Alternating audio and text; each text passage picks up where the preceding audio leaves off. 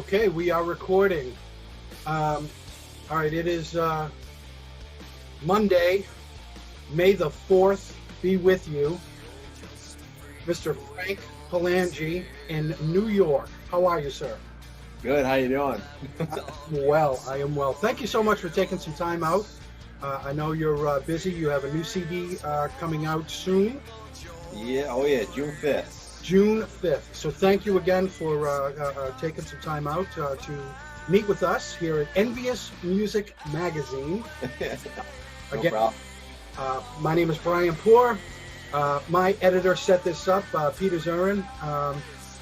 And here we are today. He's the cherry wine man, as I call him. What is it? The cherry wine man. The Cherry Wine Man. Awesome. I can't wait to hit him with that one. So, Frank Palangi, the No Plan B man. This is it. Music is it for you, right? For a long time now. Right. Now, as I understand it, you have you've written and talked about your 10 years of overnight success story. Give us a brief overview and rundown of who Frank is, and then we'll go from there. What started you upon your course? Well, even though I've been doing it full time, actually 11 years now, I got to update my bio, and I've been doing it for probably almost 20 years, since 13 really, because I started recording since I was 15. That was about a half a life ago, so a long time. But I didn't get into the gigs and kind of opening up for people or going in, recording in studios and stuff like that until 2010. So for me, that journey started when I met the band Day of Fire. They were a Christian rock band. And it was one of those things where it's like, I made a few demos, I had a few demo albums, and I'm like, what can I do from there? I'm sending it to various radio, various, like indie label spots and stuff like that, but it's not, I just knew, I'm like, it's not there yet. So I just gave CDs to bands, like band members and stuff, and just hoping that they'd listen to it, and then maybe something would happen. It's kind of like, remember the movie Rockstar, Mark Wahlberg? Yes, I do. Okay. It's just like that. I just handed a CD, and I talked to the singer, and a couple days later, the producer contacted me from Nashville, and that's how it started. It literally can just start like that. Sure. The dominoes fall as they're placed up in the proper sequence. Yep. Okay, so I watched and listened to your EPK online. And one of when my editor came to me and said, hey, do you want to interview this guy, Frank Palangi? Up and coming. He's got a few CDs up under his belt. Big release coming for him soon, and he wanted to help, get the name out there. When I listened to your video, the No Plan B video on your website, and I heard this one little quote from you about how you got started with music, or what something you saw. Can you give us a brief, just a brief, quick, and we discussed it even on Facebook. Yeah, we did. Yep. Because it always comes up for some reason. It's a fantastic story, that puts you on this well-defined path, and it hit home for me as soon as I heard it. I'm like, sign me up! I want this kid. I want him. So it was all from the movie The Crow. The Crow. Plain and simple, from the music to the style that movie was made in. I had seen Tim Burton's Batman before that, and I was like, The Crow kind of has some gothic elements that Batman has, and but I go, the music's different. It just felt different. And then when he played that guitar solo on the rooftop, I was like, what is that? I go, I gotta get one of that, and I have to learn that. So literally, I bought a Jackson guitar, a black one, trying to get an all black Jackson, but I'm like, well, the pick guard's white, but it's a black guitar, close enough. There you go. There you go. I learned that that was the very first thing. I learned that solo by ear from the video on VHS, rewinding it back and forth 100 times. Oh my! All right, so we're going back now. That movie obviously came out in '94. The star Brandon Lee. Yep. I had seen it probably 99, 2000. Okay, all right. The third one was out, I think, by then. Okay. Yeah. Yeah. Hooey. Let's just go with the original. No, the story, the message that you got out, again, you heard something, you related to it, and you said, hey, what is that? And he was a rocker in the movie. They didn't play up as much on that, but he was in a band, everything. Do you remember the name of the band that he was in? Oh shit! Yeah, I used to know. It's something weird. You know what? Now I'm drawing. I think it's Hanging Joke or something like that. Yeah, Hanging Joe or Joke or yeah. Yeah, something like that. See, I asked a question and I forgot the answer. Yeah. Sign, All right. That's a sign of a professional interviewer. Anyway, all right. So we touched upon the fact that you are upstate New York, where you reside is upstate New York. Yep. And of course, handing out your CDs brought you all the way from New York, all the way down to Nashville. Yeah, it was crazy. I'd never flown anywhere either. So it was... All right, okay, so first plane trip, and it set you onto the self-titled, I believe, if I'm not correct, the Frank Palangi first EP. Yeah. And I tell you, when I listened, thank you very much, by the way, for supplying me with the first three. Because it was, in listening to them, I heard the progression of who you are as an artist. And that first CD, the self-titled Frank Palangi EP, first thing that came to mind, I got to be honest, first thing I heard was Creed. That's a lot of people read that. The Little record was out at the time, and one guy heard it and he goes, "Is this the new Creed song from the record?" It was "I'm Waiting," and I go, "No, that's my song, dude." Really? Holy, yeah. It is amazing, to listen to, and to hear your background with the band. Did they fire guys or? Yeah. Where they were, labeled and established as a Christian rock band, which Creed got kind of pigeonholed into because of a couple of the guys' beliefs and stuff, and the writing of the lyrics. Let's not kid each other. But there was such, your, the structure, the music, even the sound, was just, it was right in that category, right in that vein. And it was phenomenal to listen to. And then, then I plugged in I Am Ready. Yeah. And it was like, okay, hold on now. This guy just made an exponential leap. So yeah, it was very different.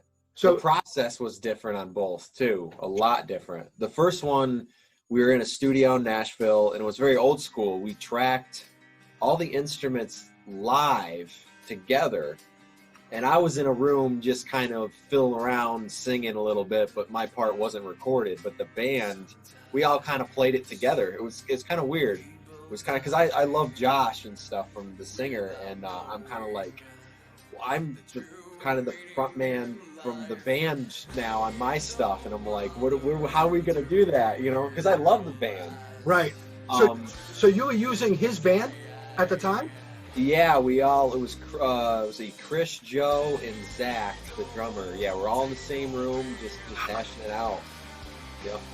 So all right. So that, and again, and that's old school. That's old school way of recording it.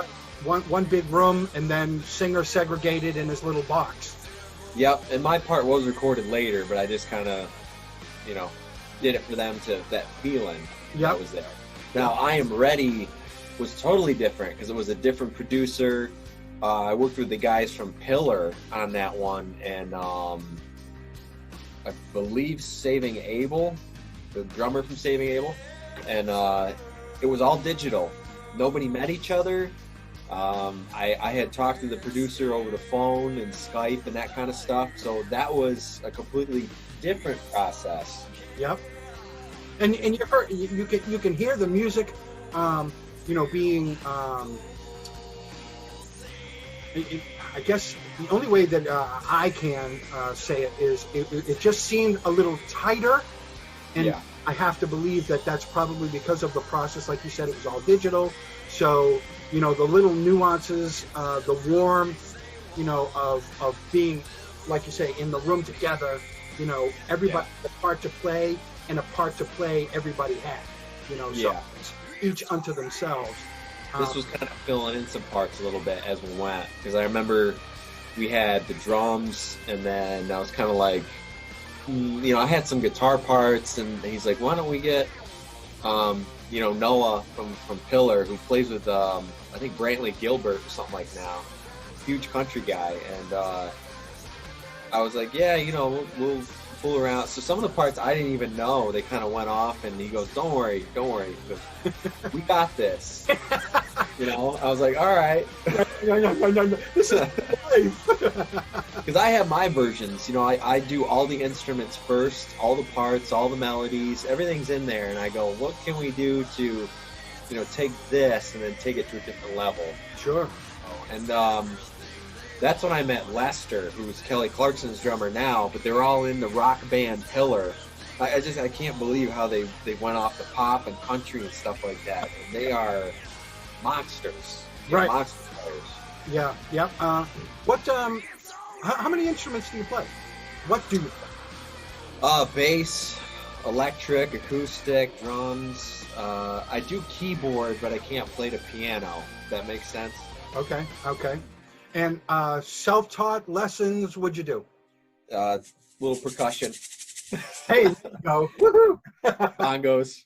That's right. Okay. Yeah, everything's self-taught. I took a little bit of lessons. I started 6 months with classical guitar lessons, and I'm like, this is lame. I go, I wanna learn like the rock stuff. Right. I was listening to Blink-182, Good Charlotte, kind of more Green Day, like punky kind of stuff. Nice. I liked it, but I didn't want to play it on guitar. Okay. So somebody came over and he goes, Frank, I burned the CD. I go, okay, what's on there? He goes, well, this is the Black Album, and this is Blizzard of Oz. A guy named Ozzy and Metallica. Oh, my. Okay. I listened to it and I go, that's what you have to learn to actually play the guitar. Okay, so not just chords. Okay, so you had Randy kind of instructing you, and you had, let's see, early Metallica would have been, what's his name? Kirk and/or James, right? Because they both played alternating leads. But yep. Okay. So, and Zach Wilde, actually, I'd never mentioned him much, but he's kind of a big influence too. Whatever that record after that he was on, I listened to that a lot, like at that same time. Sure. Zach, like you say, you used the word before, monster. Good Lord, is he? Yeah.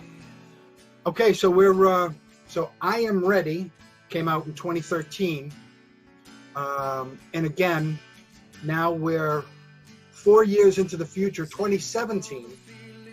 Yep. Set Me Free. And again, holy crap. I mean, we are literally talking, okay, if self-titled, is the number 10, then Set Me Free was, 10 to the nth power. 11. Dial up to 11, mate. That's it. See, I'm too old to even remember the good jokes. Damn it. Yeah. But Set Me Free. Wow. I'm almost fearful a little. Happy fearful, maybe. next month, when June, when Bring On the Fear comes out. I listened to, thank you again for Gone Mad, which 2 weeks from today, May 4th, May 19th, the video release is, as I understand it, for Gone Mad, which is the first single off Bring On the Fear from Frank's upcoming EP. Tell me Bring On the Fear. Tell me the story. What brought it? Bring On the Fear or Set Me Free? Well, Set Me Free, I'm accepting the fact that self-titled, Frank Palangi, and then I Am Ready, and then Set Me Free, is... It's like a ladder to me. I think you're the first person that has got it, it's kind of ladder. I don't know how to explain it. The titles themselves, if nobody gets the title, if you can't, here I am, world, Frank Palangi, here I am. Yeah. Frank Palangi says, I am ready. Give it to me. Yeah. It's the best shot. And then Set Me Free, because I'm going to fly. Yep. And now it's like Bring On the Fear, which I'm assuming, based on Gone Mad, the first single, I'm assuming Bring On the Fear shows no fear. Yeah, it's tackling that kind of stuff too, especially now what's going on, with all the virus stuff going on and everybody unsure of things. Sure. It's like, I didn't want to call it Bring It On. There's so many songs called Bring It On, I'm like, Bring On the Fear is pretty, that's a statement, Yeah, sure. And okay, so and speaking, let's back up just for a second. You touched upon the conditions of the world today. Yeah. How are you handling the fact that, like, right now you'd be probably traveling, you'd probably be on stage, maybe even tonight, had none of this happened the way it happened. Maybe. Yeah. And now you really gotta almost fight to get this CD out there, so that people understand that hello world, I'm still here. And how do you get that message across to it's those who can't see you live right now? It's really tough. I view it like Two-Face does. There's 2 points of two sides of a coin going on. Right now, it's probably the worst time to release something, but it might be the best time because everybody's at home and they can't go anywhere. So you have that side of it. Sure. Option B, you can't play out. You can't even, I've had nobody review the album because nobody's taking on reviews. They're not really sure what they're doing. They're shut down. They're taking a break. Maybe they went out of business, that kind of stuff. Yeah. All my reviews have been in Guitar World online for everyone that has come out, but it's those that you have to pay for that will always be there. But I'm talking, the real reviews where you're landing things and this and that and stuff happening. It's not happening. So what I'm doing is focusing back just with my fans and new fans, and I've always done all of the advertising myself. So Okay. I just have to spend the extra time of individually messaging everybody. I noticed like the Instagram and the Facebook ads and stuff are about the only source of advertisement right now that maybe is more effective, because you can't go radio. I had a TV commercial out for Set Me Free, but for the Break These Chains song, I can't do that now. Right. I have limited money. So there's some PR companies that say, well, we'll still do your PR campaign for your CD, but I'm like, I can't pay for it right now. I'm literally making nothing. And I'm not sure with the industry if I will be making anything for the next year, in that way.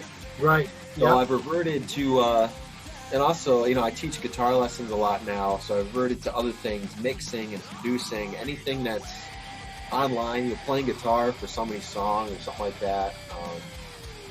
The business, I'm not sure where it's at now. I haven't heard anything on how are we gonna fix this or what's the next direction. It's just, oh my god, nothing to do.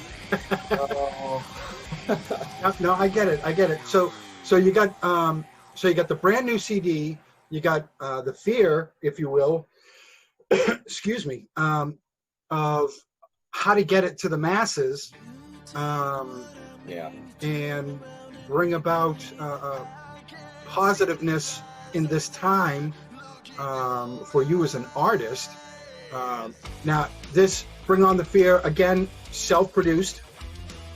Yeah, it's my second self-produced. That was one of the reasons why I mentioned Set Me Free, is because it was a little scary, because that was the first time for a full EP that I had to jump into it. Did you record everything yourself? Everything but Break These Chains. Bryan from the band Daughtry, he's the one that started that with that single. Okay. So I was like, all right, I felt a little bit of ground to stand on to say, maybe I can take this from here, but it's got to be as good as what we did with him. It can't be worse or anything. Yep. So that was a lot of pressure. But a lot of it was just money. At the time, I didn't have a lot of money to finish those songs the way we did it for that. And I had produced, a few singles in between. In between that, I was really busy. I was playing a lot of gigs, opening for people, doing like side singles, producing some local artists. It's just. So you made, made enough anyway to get Set Me Freed. Yeah, exactly. Yeah, and maneuvering all like, how do I be my own producer for a whole project, that sort of thing. Okay, all right. If you were to talk about like right now, basically it's the internet. The music is on the internet. Everything's done. Almost, meetings are being done on the internet. Talking about the new albums, setting up the, recording, even recording, and, like you see major artists doing these, like this, the Zoom meetings and stuff like that. Sorry, where they're basically releasing video singles, just to kind of keep, the interest in their videos. Yeah. How do you feel like the internet is going to assist you with this upcoming release? With regards to the new music. Okay, so thankfully you had the one single, the Gone Mad video, I'm assuming just about, if not in the can, prior to, basically the world shutting down. Yeah, that's all I was going to say. When you see the video, you're going to see people really close to, together and shouting, and, we didn't film it right now. Right. You really do almost have to put that as a disclaimer, nowadays, because people will freak out. Yeah, I can't add it to Vivo. It's already done, so. Yeah. And that's, okay, so do you think the internet as a whole, now, pretty much from the start, after your self-titled EP, the internet has kind of taken over as far as music production, and getting people in line and staying in touch with one another. I grew up on that curve. Okay. Where the curve was like analog, and then it jumped into. I was ahead of it when I was high school. I always made fan films and movies. Okay. I was one of the first ones to join YouTube and start fan films. There was like maybe 8 people doing, fan films and stuff. And I was like, I just knew. I just jumped off, and somehow you hit that. I just relate to how you do everything. It's so weird. Do you think the world could ever revert back and I'm going to use, analog strictly as a, a term that hopefully musicians will understand. I'm not saying we're going to go back to analog. Tape or whatever. Tape, right. But do you think the internet is a plus or a negative in the overall scope for music today? Just go back to Two-Face. It's a 50-50. Okay. All right. Yeah. So you do think that, do you think the positives are just as good as the negatives, or do they outweigh the negs? Well, here's the thing. 50-50. Internet technology has oversaturated the market. Let's call the internet the market, right? Okay. All you right. have everybody from big artists to indie artists to people that say they're artists, but they're really they just do a demo. I don't know what it is. Put it that way. Yep. That's actually those people. They have more tenacity to post everywhere. Yeah. And I'm kind of like,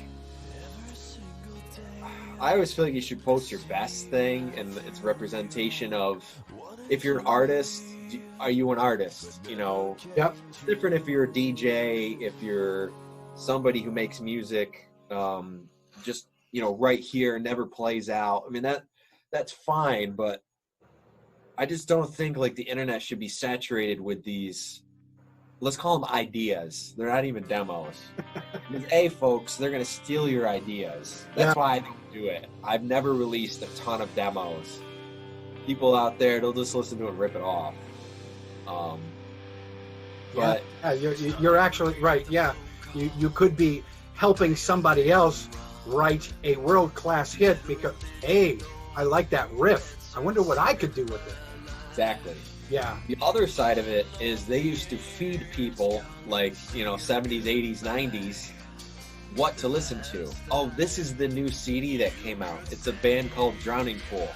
I should listen to them, because it came out in my record store. Yes. Right. It's like my album released on iTunes with 6,000 other artists from the day. Yes. What are you going to do? I gotcha. All right, so the internet definitely plays a role in today's music. It does. But I fans is awesome. I was going to say it. Fans is what the internet is great for. I could not, if it wasn't for the internet, I couldn't talk to anybody right now. Well, we wouldn't be here, right? I mean, A, we wouldn't have met. B, we wouldn't be talking. My CDs would be sitting in the box for a year. Please, Mom and Dad, sell them like Girl Scout cookies, please. Yeah, got my whole closet. Closet's a little stuffy. That's it. All right, so let's discuss the music now. A little more in depth into the music of who Frank Palangi is. I read in your bio, you kind of touched upon the 80s, 90s metal rock, a little touch of grunge in there, with the I don't know if you actually tuned down or if you just hit on the lower end, but it's funny, like which one was it? It was, I think, the last song on I Am Ready was you and an acoustic. And like Last Wish or Boo Hoo, one of them? Yeah, I think it was Last Wish. Because it was just you and the acoustic. And that was a demo track. That was one of the rare cases I threw the demo out there. Well, I tell you, what made an impression on me was the fact that, I got to hear your voice. I got to hear the little minor cracks. I got to hear the acoustic. I got to hear, oh goodness, I hit a wrong string, on either an an up pick or a down, But you know what? It was pure.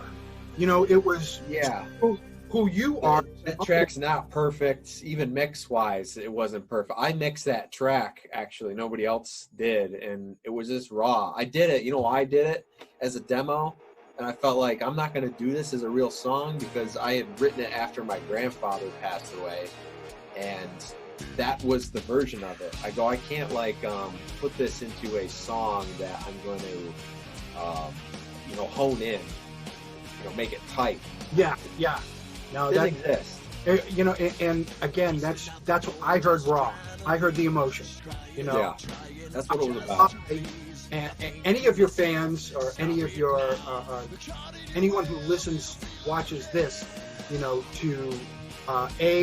go to either Apple Music, where else can they get them? Google Play, Amazon. You can stream it, Spotify, Pandora Radio too is a good spot. So I mean, it's out there, and they're inexpensive. Obviously, I mean, they're 5 or 6 song EPs, and thought about it. I think you can own the whole catalog for like $22, something like that. I mean, talk about an investment, and you get the up and coming artist, that a lot of us wish we could be. I mean, the story of I love the way you put it. It's a 10-year overnight success. I mean, and that's the thing with with regards to how people are putting out music. Everybody wants to be the star. Well, back up just a little bit there, because people need to find out who you are. Yeah. And I think over the course of these the 5 CDs, it's not just your voice; it's who you are. You can have the best voice in the world, but what's your background, or not even what's your background? And the opposite, like Bob Dylan, he's the man, but I don't think he's got the voice. And people called him a voice of the generation. Yeah. But it was the '60s generation, and I'm going to assume that as good. Everything is good. Yeah. I'm sure that Woodstock, the multiple. Politely, I don't want to just say drugs, but goodness gracious, at that time, the freedoms. There we go. The freedoms that people had, and chose to imbibe, certainly reflected in the music of the time. And you bringing up Bob Dylan, his messages were phenomenal. Yeah, and great nobody lyrics. cared. Nobody cared what he sounded like because his message just brought it. And you're kind of I don't want to say riding that, because you've got a voice, you've got a sound, and again, from the first CD to the 4th CD, you've just you've honed it, and it just seems like, as an artist, you're somebody that I can follow, just outside of the fact that, you gave me, 45 minutes of your time. Thank you. But, above and beyond that, I mean, I look forward to hearing the new CD, picking it up. I have, the Amazon. That's probably where I'll go. But it's amazing to see the progression, hear the progression, especially for somebody like yourself, the up and coming. You're younger than me, so I'm going to call you the youth rockers of the future. You've gone wow. Yes, we'll have to go off camera for those stories, but it's amazing to me to hear somebody driven, that actually accomplishes their goals, and getting there, and getting right, and just getting increasing in your your ability, and now, now you're self-producing. You're playing the instruments. So I think a lot of people maybe give up too easy along the way, or they have, I know a lot of bands, the troubles with drugs or just alcohol even, and that you got roadblocks, in that sense. Right. I deal with different roadblocks because I don't drink or smoke or anything like that, but the roadblocks I would say that are out there, as a musician for the industry, trying to get where you want to get. Like I always said, I love Daughtry. I go, if somehow I got to be the next Daughtry, great. I don't need to be. I just want to keep doing what I'm doing forever. And I just want people to like it. And obviously I need to make a living at it. So I'm not at the point where it's like, I'm that comfy to say, yeah, I can like not retire already, but you know what I mean? Enough to support for many years to come, so I think that's why I still keep working at it. Well, you're clearly pushing yourself. Let's take the future. Hopefully, not that far into the future, but let's take a shot in the dark. We're starting to open up. Some of the states. Some of the states are talking about opening venues. There'll be obviously conditions, this, that, and the other thing. Yeah. Who do you want to headline, or who do you want to open for as,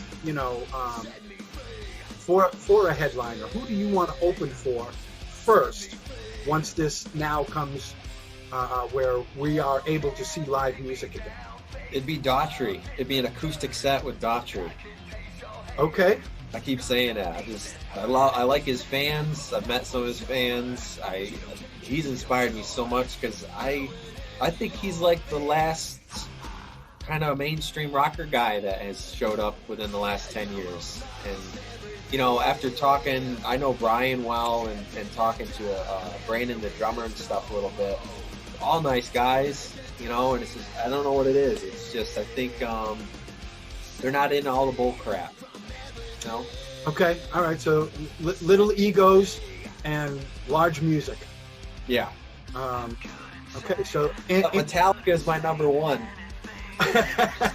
Someday. So okay. All right. Better make it quick. Yeah. Obviously, the world needs to catch up to Frank Palangi, so that we can get you back out on the road, playing for the masses. Do you have a favorite song that you like to perform from your catalog right now? Yeah, Driving These Lines. Driving These Lines from which? Well, first EP. From the first EP. Okay. It's I don't know, just the energy and stuff like that. I've always liked to play around with a little bit. It's not always just straightforward. Some songs you play and you're like, it's the song over and over again. It's the song. Okay. This one's a little different. This one keeps going on you? Yeah, and you have a couple songs like that. My second favorite to play is Break These Chains. That's one of my favorite songs. Okay. And God forbid, what would you be doing if it wasn't for music? Where do you think you'd be? I would probably be deep in the film world a lot more. Okay. I'd either be acting or behind the scenes or working in the music department for movies. Okay. There you go. All right. Yep. Okay. Yep. And what do you think? What do you think the best advice that you have been given? I tell my guitar students this. I go, practice is key, because if you don't practice, you're not going to get anywhere. Be open-minded, and I've always been taught from an early age, like, don't just go this way. Okay. Look what's over here. Look what's over here. Look at the good and bad. Then maybe go not this way, but around. Might take a little longer, but it's going to be more fulfilling, So adjust accordingly to what your peripheral sees, in addition to what your goal is. Yes, if some guys are, you know, if you say, oh, they always do this, these bands, they always do this, do the same thing, but do it in a different way. Don't do it how they're doing it. Right. Try not to. Right, because that's them. They can do it this way because they've been doing it that way.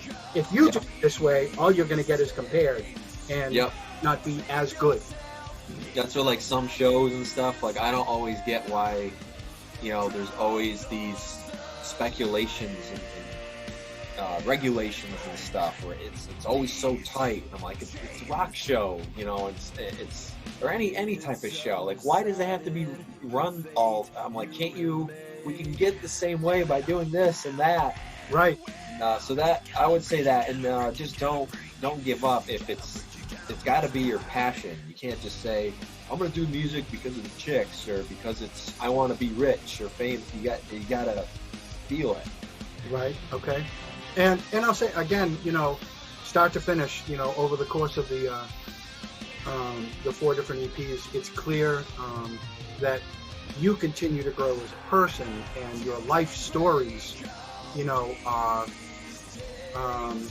that's my lyrics. Reflective, you know. Yep. And I think you know, and the metaphor. the personal touches you can't beat, you know, because when you're live on stage, that's when you give the raw emotion. And if you can't, you know, somebody else wrote the song for you, you could probably sing it, you know, well. Yep. But it's not touching your core. Yeah. You wrote start to finish all of these, you know, the four CDs that you got. That's going to bode well for you when you're singing live. And I, you know, the acoustic caught me off guard. You know, having the acoustic show with Daughtry, that in my head sounds intriguing as hell. That's the show I want to see now. You know, with Daughtry. Our names rhyme. That's the Palangi Daughtry tour. There you go. Love it. I love it. Okay, so we're talking June 2020 for Bring on the Fear. June 5th, yep. June 5th, okay. May 19th, via Vivo, is Gone Mad, the first single. Yep. Music video. You can download the video. You can actually own the video, I think, on iTunes, too, the same day. Okay. I think that's how it works. On May 19th. Yeah. Once it's released, okay. What's next? I'm finishing up some local artist projects. I'm doing guitar lessons. I honestly don't think I'm going to play out this year. I'm aiming for next year for more plans, because I don't just want to be like, I'm just going to do it because I have to do it. I have to do it, you know? So I think one of the things on my scorecard here is a sound, I call them rock scores, but it's really soundtrack stuff.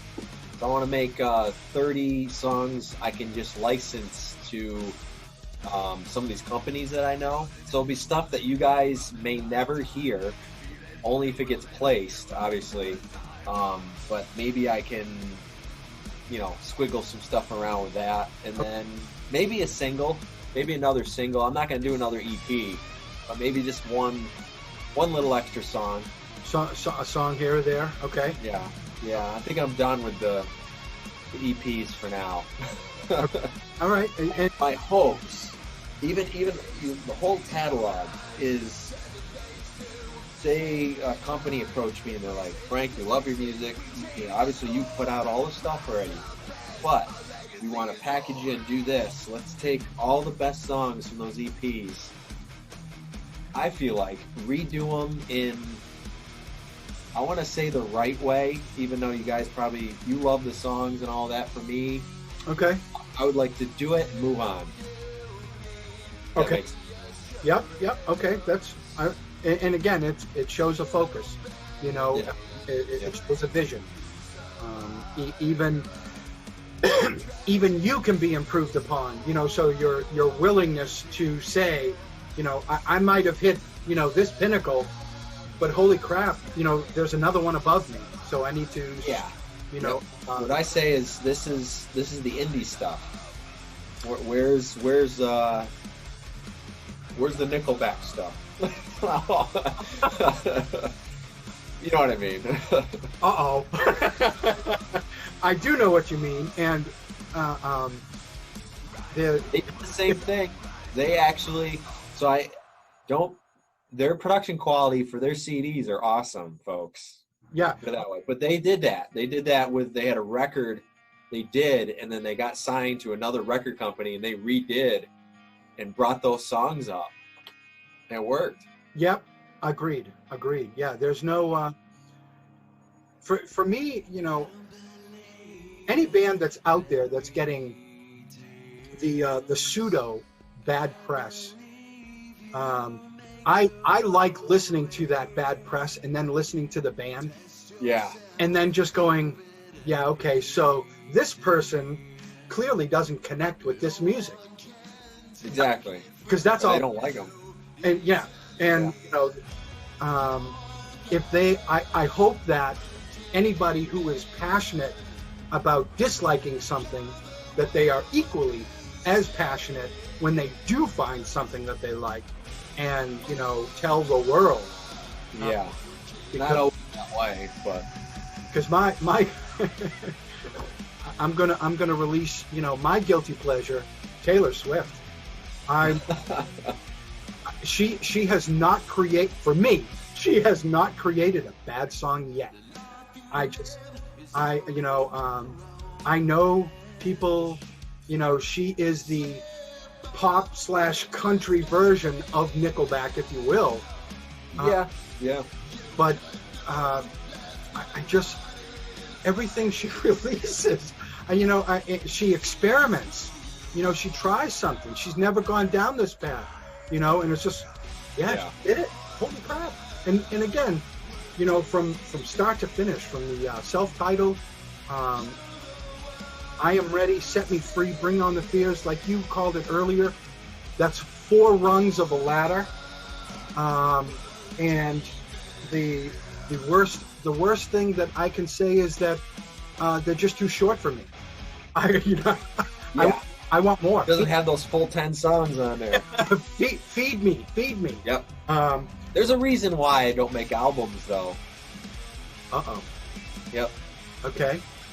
So the reason why is the audience their attention. You can only grab them, I think, nowadays for so long. And the people that I'm sending the stuff out to, like if you are trying to get a deal, you're trying to get it reviewed, they're not going to sit down and listen to all 10 songs. They're going to be like, what's the 4 or 5 songs that are the best off the record? So I go, you know what? I'm just going to record those 4 or 5 songs. Boom, knocked it. Yeah, no, Boom. I get it. And I think, again, for the past, 10 years that you've been, out there recording, 11, like you said, or even closer to 15 now, that you've been kind of on the market. I think we can all specifically state, unequivocally, I can, that I want more. I look forward to. Hopefully, it won't take another 3 or 4 years. But like you said, you've got some goals. You've got a single, Gone Mad, coming out the 19th, June 5th for the new EP. So it'll be a couple years, for. Hopefully, somebody sees it, runs with it, and says, "Well, let's do a major label debut." We'll see. I'll be ready. Okay. So again, Frank Palangi, thank you so much, my friend. Parting words? Any words of wisdom? I appreciate you having me on. You're, like I said before, you're the first one in a while that has gotten that progression rate, of where everything is going, the ladder thing, as I say. And Yeah, everybody tuning in now, check me out on it's frankpalangi.com, my website. If you want some guitar lessons, you want me to play on your song or something like that, we'll do some rocking, we'll do some mixing. Everything's on iTunes, Amazon, those type of places. I am the one that does my social media too, so if you hit me up, Facebook or Instagram or Twitter, you'll get me right here. And that's key. Nowadays, social media managers, I'm sure they're fun to talk to, but let's not kid each other when you know you can actually reach out to your favorite artist. And I think up and coming rock is in great hands with Frank Palangi. Thanks, man. Appreciate it. Support your indie artists out there. Anybody you like, because once these national guys are over the hump, there's going to be nothing left. That's it. Your local bands of yesterday are your national acts of tomorrow. Yep. Good way of putting it. That's let's get you on the big stage. I look forward to hearing the new Gone Mad, May 19th video release, June 5th. Bring on the fair. Frank Palangi, thank you so much, my friend. Oh, look at that. That's it. From that CD. Thanks, guys. And we'll talk soon. All right, man. See you later. Take care.